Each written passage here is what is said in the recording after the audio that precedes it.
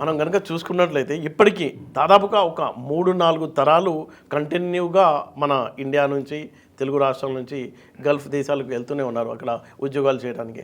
అయితే అలా అక్కడ ఎలాంటి ఉద్యోగ అవకాశాలు ఉన్నాయి అనేది డాక్టర్ సార్తో అడిగి తెలుసుకుందాం మనం. సార్, అక్కడ ఎలాంటి ఉద్యోగ అవకాశాలు ఉన్నాయి? ఎక్కువగా మంచి శాలరీ వచ్చేది, స్కిల్ జాబ్స్ ఏముంటాయి, అన్స్కిల్డ్ ఏముంటాయి, ఎందుకు కొంతమంది ఇబ్బంది పడుతూ ఉంటారు, వాళ్ళు ఎక్కడ లోపం ఉంటుంది? అక్కడ ప్రతి ఉద్యోగానికి ఛాన్స్ ఉంది. ఓకే, డాక్టర్లకు ఉంది, ఇంజనీర్లకు ఉంది.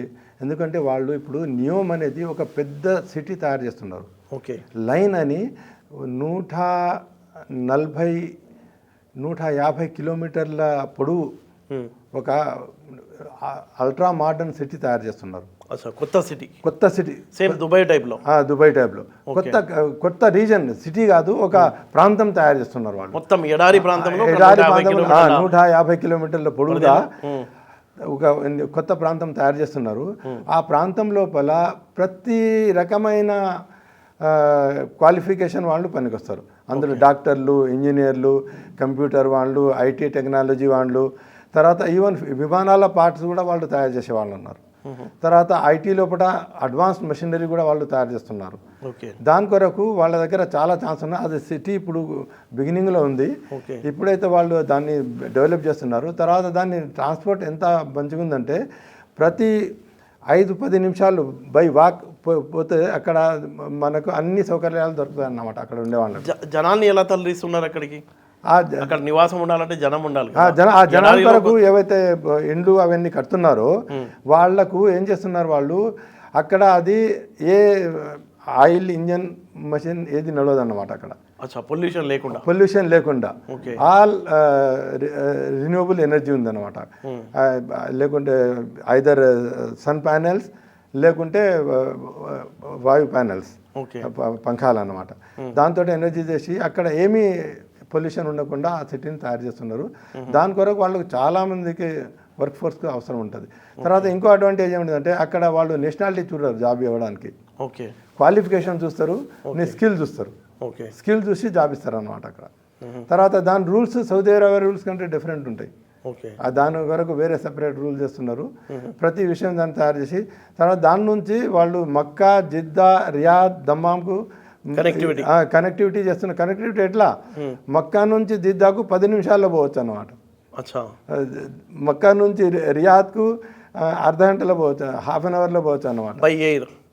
వేరు కాదు, ట్రైన్ అంత ఫాస్ట్ ట్రైన్స్ కూడా వాళ్ళు డెవలప్ చేస్తున్నారు. బుల్లెట్ ట్రైన్ మాదిరిగా న్యూ కంప్లీట్ కొత్త విధమైన ట్రాన్స్పోర్టేషన్ చేసి అవి కూడా పొల్యూషన్ లేకుండా అన్నమాట. అంటే అక్కడ ఎంత లక్షల మందికి, వేలాది మందికి ఉద్యోగ అవకాశాలు, లక్షల మందికి ఉద్యోగాల ఆపర్చునిటీ ఉంది అక్కడ. ఈ సిటీ ఎట్లా డెవలప్ అవుతుంటుందో దాంతో లక్షల మందికి దానిగా దొరుకుతుంది. ఇంకోటి ఏమిటంటే రియాద్ లోపల 400 మీటర్ హై ఒకటి క్యూబ్ అని తయారు చేస్తున్నారు, రిక్రియేషన్. అందులో ప్రతిదీ ఎవ్రీథింగ్ ఉంటుంది అన్నమాట క్యూబ్లోనే. క్యూబ్ అంటే అది క్యూబ్ ఆకారంలో ఉంది కాబట్టి దాన్ని క్యూబ్ అన్నారు అంతే. కానీ దాన్ని కొందరు అపార్థం చేసుకొని కాబా తయారు చేస్తున్నట్టు అపార్థం చేసుకున్నారు. అది తప్పు మాట. అది కాబా కాదు, ఒక క్యూబ్ అంటే 3 సైజులు ఒకటే సైజు అన్నమాట. పొడవు, వెడల్పు, ఎత్తు 400 మీటర్లు ఉంది కాబట్టి దాన్ని క్యూబ్ అంటారు.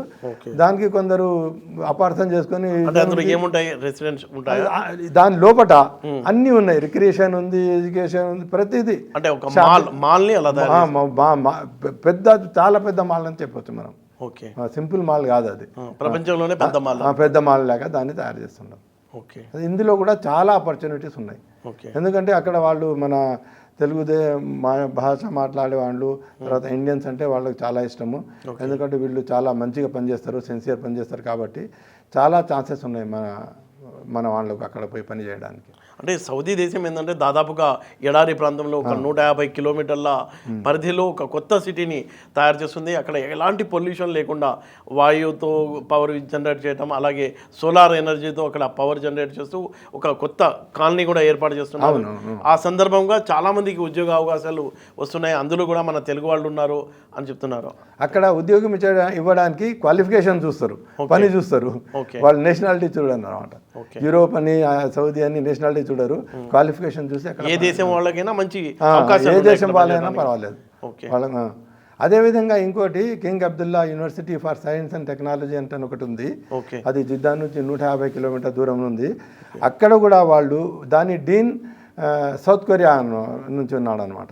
ఓకే. అక్కడ ఏం చేస్తున్నారు, పోస్ట్ గ్రాడ్యుయేషన్ అండ్ రీసెర్చ్ కొరకు ఓకే ఏ దేశస్తుడైనా కానీ అప్లై చేయొచ్చు. వాళ్ళకు వాళ్ళ భార్య పిల్లలకు ఉండడానికి అకామిడేషన్, వాళ్ళ చిల్డ్రన్కు ఫ్రీ ఎడ్యుకేషన్ ఇచ్చి కూడా వాళ్ళు ఎడ్యుకేషన్ ఇస్తున్నారు. అక్కడ వాళ్ళు క్వాలిఫికేషన్ చూస్తారు, వాళ్ళ స్కిల్ చూస్తారు. ఓకే. అన్ని ఖర్చులు గవర్నమెంటే భరిస్తుంది అనమాట.